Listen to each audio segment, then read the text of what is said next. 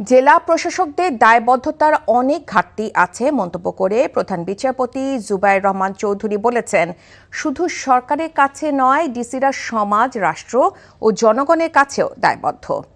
বিকেলে supreme court মিলনায়তনে প্রধান বিচারপতির সাথে সারা দেশের জেলা প্রশাসকদের সৌজন্য সাক্ষাৎ অনুষ্ঠানে তিনি এমন মন্তব্য করেন।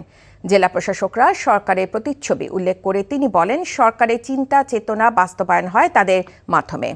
তাদের দায়িত্ব অনেক বড়, জনগণ, সমাজ ও সৃষ্টিকর্তার কাছেও দায়বদ্ধ থাকবেন তারা। অনুষ্ঠানে শুভেচ্ছা বক্তব্য রাখেন মন্ত্রী পরিষদ সচিব ডক্টর নাসিমুল গনি। এ সময় তিনি জেলা প্রশাসকদের দায়িত্ব পালনে আরও আন্তরিক হওয়ার আহ্বান জানান।